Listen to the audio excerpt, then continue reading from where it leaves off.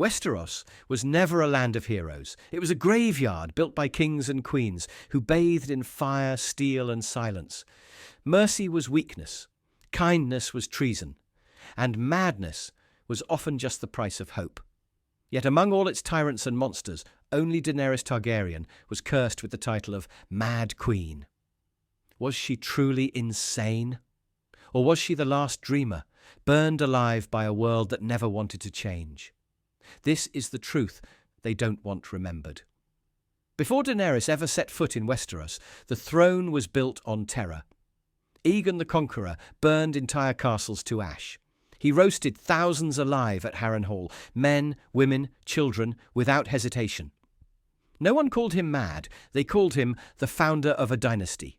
Tywin Lannister, the Lion of Casterly Rock, wiped House Reyne and House Tarbeck from existence. Not just the warriors, every man, woman and child slaughtered and buried beneath their own halls. They sang songs about it. They called it strength. Even Robert Baratheon, the so-called rebel king, killed without mercy to keep his crown. He ordered the execution of Targaryen children in exile, babies who had never set foot on Westerosi soil. In Westeros, brutality was never madness, it was tradition. Daenerys was not born into power, she was born into exile, into fear, into hunger. Yet when she rose, she did not conquer with mindless cruelty. She broke chains, she freed slaves, she crushed tyrants. In Astapor, she burned the masters who whipped children bloody. In Yunkai, she shattered the economy of flesh and pain. In Meereen, she faced rebellion, assassination, and betrayal, yet still tried to build a better world without blood. Her dream was simple: a world without masters, a world without chains. Was she perfect? Number. But what ruler in Westeros ever ruled without spilling blood? Her war was against cruelty, not against the innocent, and still they called her mad. Victory should have crowned her a hero. Instead, whispers poisoned her name. They called her foreign. They called her dangerous. They called her Targaryen, as if blood alone could damn her. Varys, the so-called spider, turned on her. Tyrion, who once admired her fire, feared it. Jon Snow, her last pillar, crumbled under the weight of duty. The same Westerosi lords who celebrated Tywin's massacres, who knelt to Robert Baratheon after he butchered children, now clutched their pearls at the sight of a dragon queen. They feared what they could not control.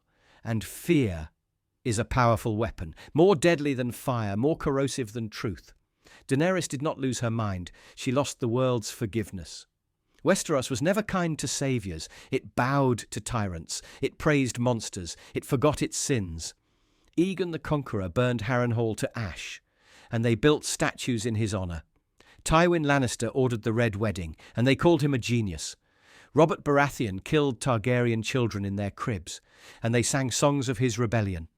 But Daenerys, she freed slaves, she broke chains, she fought wars to end suffering, and when she struck down her enemies, when she answered cruelty with fire, they whispered madness.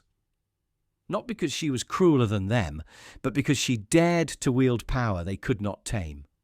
In a land built on blood, Daenerys Targaryen was judged for daring to spill it on her own terms.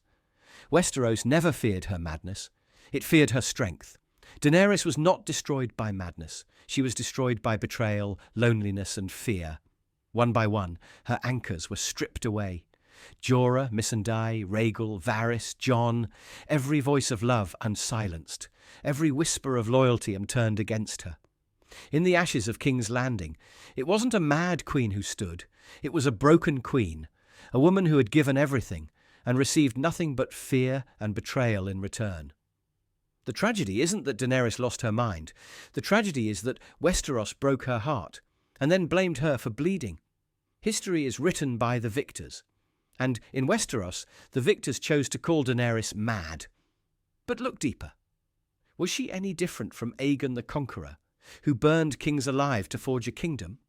Was she crueler than Tywin Lannister, who butchered a house down to the last babe in arms?